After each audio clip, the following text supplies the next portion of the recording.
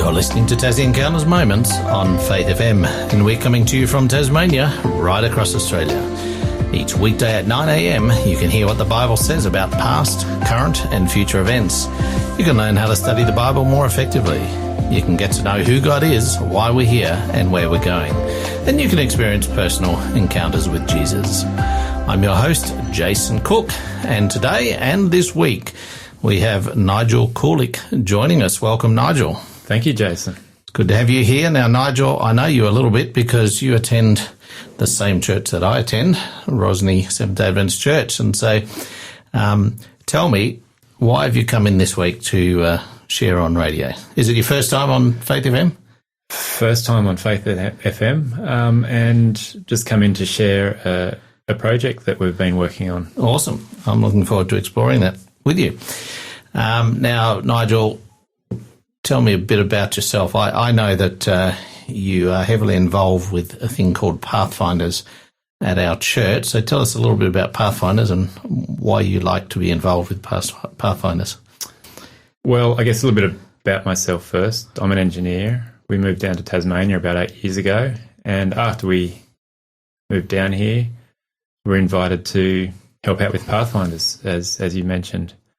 Pathfinders is a program for teens and young kids from the age of 10 to 16, where we develop and build skills. So through the outdoors, we go hiking and camping.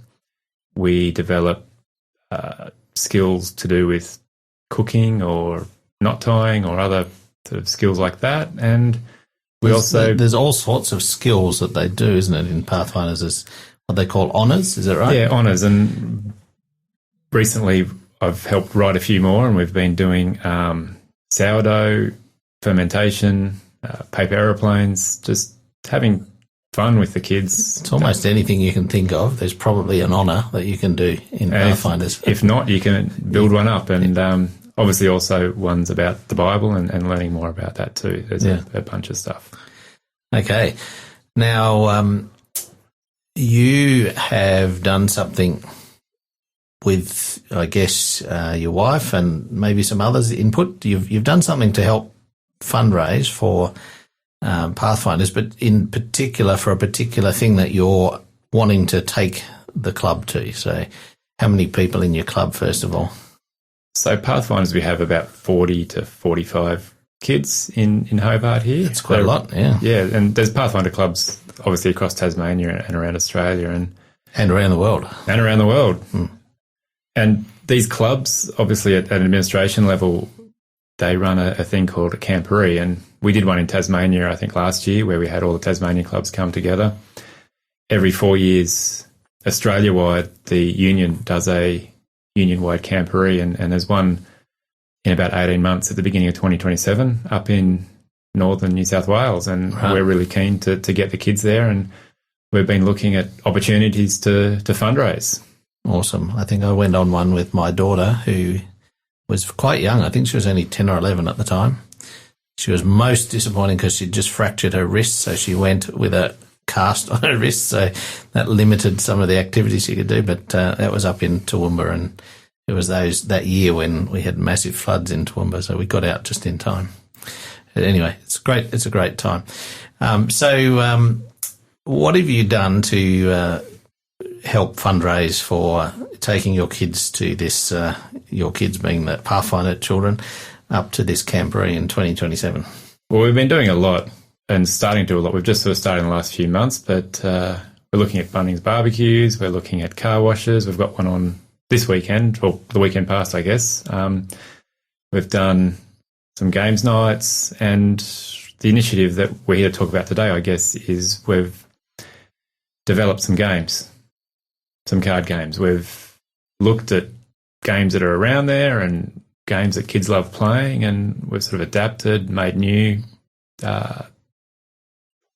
games that kids can play, and adults and everyone. It's a great, fun experience. Now, these are Bible-based games, is that right? Yeah, Bible-based games. We looked at a number and tested 5 or 6 different concepts and types, and these were our 3 favourite. Right. So you've got 3 distinct individual Bible games. They're all card games, is that right? Yeah, card games. Games are pretty expensive to develop and produce. And like the board games with the boards and the little pieces and whatever. Yeah, huge. Yeah. It'd be great to do one of those one day, but if we've got to start small, I guess. See how well this one goes. If this one takes off, you might have some money to do the rest. Yeah. Actually, there was a Victoria Camporee at the beginning of this year, and that's where the idea started. On the travel over, one of the kids loved playing a Trump-style game. And I don't really know what that means. You might have to explain it to me. Well, a Trump-style game is where you have... Is it where one card trumps another? It is, but what it is, so we have a cat one at home, but there's cars, bicycles, sort of anything you can think about. And each type of cat, for example, has a bunch of characteristics. It may be how easy it is to groom the cat, how lively the cat is, how heavy it may be, etc. And you have this set of cards and you share them between 2, 3 or 4 players, and you pick the top one up and you choose a characteristic, and based on that score, and everyone else says what their score is, and whoever wins that gets all the cards. Yeah. And we then play that until someone loses all their cards. And one of the kids who came loved this type of game, and my wife wanted to make one for his birthday, and went, well, maybe we could make more than one. Maybe we could make a whole set of that. But then if we're going to do one game, what else could we do to build that? And then let's look at fundraising for Camporee. So you've made these, I guess, prototype games. Is that what you call them? Yeah, we started, I guess, on the computer and started looking at the characteristics, for example, on the Bible Trumps game and how that might work. And then we worked up a rough card style so that we could just print them out on thin paper, and we started playing and testing them.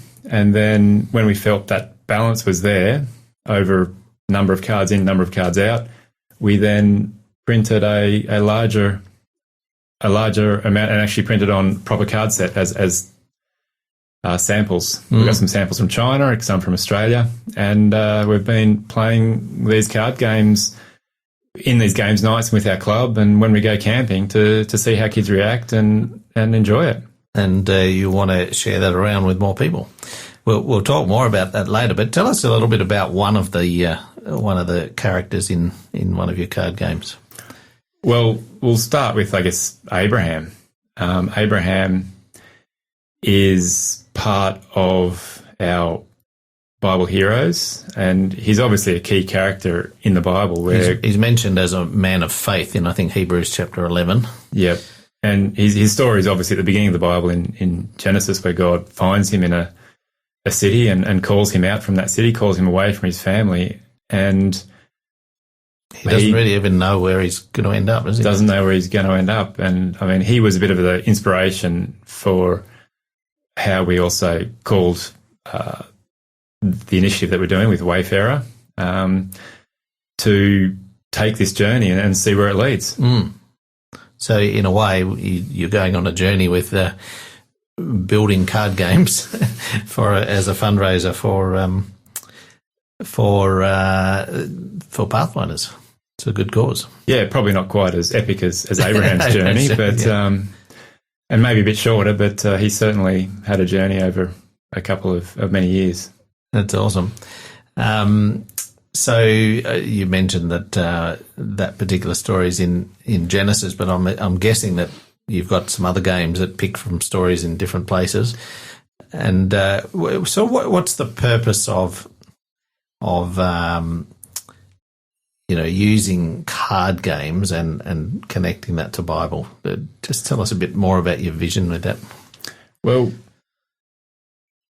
there's so many distractions, so many ways to not spend time in the Bible or with the Bible, whether that's on your device or whatever else. And it's so easy to, whether it's sitting in your room or sitting in front of your TV, to not engage with your family, not engage with your friends. And we felt this opportunity of these quick, fun games where kids or families can sit together, whether it's 10 minutes after dinner, whether it's part of worship where you're looking at these Bible heroes, you're talking about the heroes and maybe even arguing about the characteristics. Why has Abraham got less faith than Noah, or why has Daniel got more courage? So it's a sort of a discussion starter as well. Yeah, certainly a discussion starter, and certainly with the Bible Heroes game, we've put verses around those characteristics that each character has. So you refer to those on the cards themselves, do you, or that they're just the inspiration? There's the inspiration around that character and the inspirational verse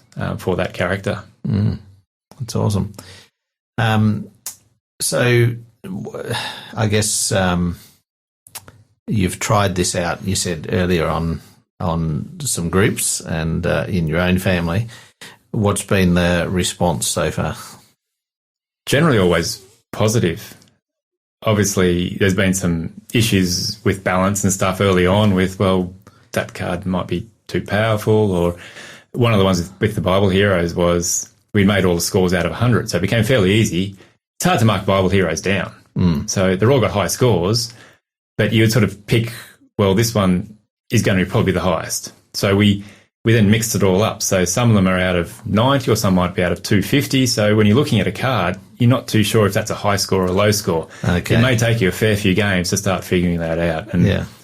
And that makes it, I guess, replayable as well and fun to keep going. Awesome. Well, we'd like to give you the opportunity to be part of this experience, and we've got a way that you can help. Now, just these card games only exist as a prototype at this stage, is that right?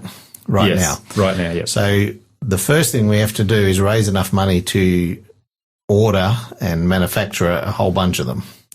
And so we want to give you the opportunity to actually contribute to that, and you can do so by just donating, or you can also pre-order some games that once we meet the target on our Kickstarter project, the games will be manufactured and you can receive your game that you might have ordered. So we're going to tell you just in a moment how you can get involved with that. And also we're going to be giving away one of these games, assuming that it gets funded and they do get manufactured. We're going to be giving away one of those games each day this week as well. So stay tuned. This program is made possible by the support of Adventist World Radio. So as we mentioned, we've got a Kickstarter page, and you can text in the code word GAMES25, no spaces, GAMES25, and our system will text you back a link to the Kickstarter page, and the number is 0488 880 891. So text in GAMES25 to 0488 880 891, and you'll get a link where you can go and read all about the games, all about the project and the fundraising.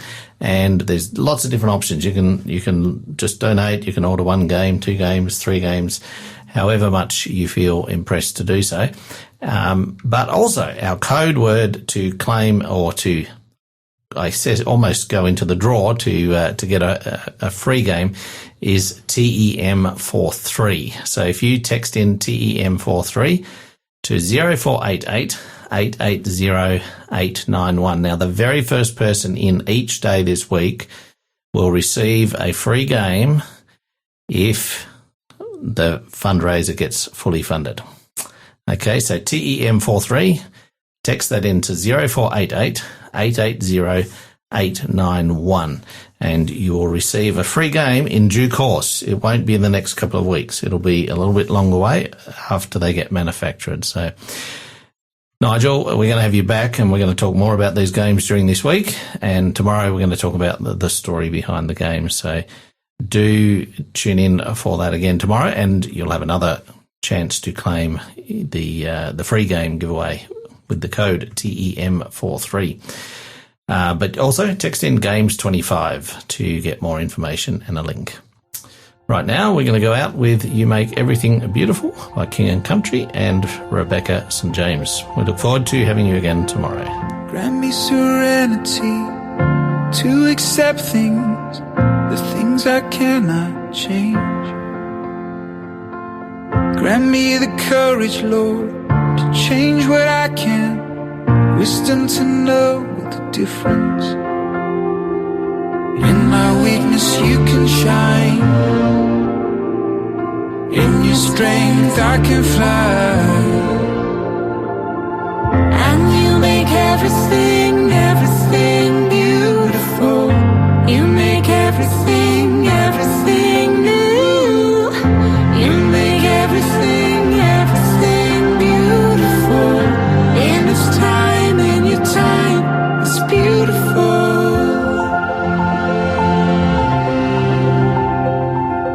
Grant me serenity, Lord, and patience, for things will take time. Grant me freedom to walk a new path, and let me feel your love. Ooh, in my weakness you can shine. In your strength I can fly. And you make everything, everything beautiful. You make everything, everything new. You make everything, everything beautiful. In its time, in your time, it's beautiful. Lifting open hands to you, my Savior, purify my soul. Knowing you redeem my pain and failure, purify my soul. Beautify my soul. And you make everything, everything beautiful. You make everything, everything new. You make everything, everything beautiful. In its time, in your time, it's beautiful. It's beautiful. It's beautiful.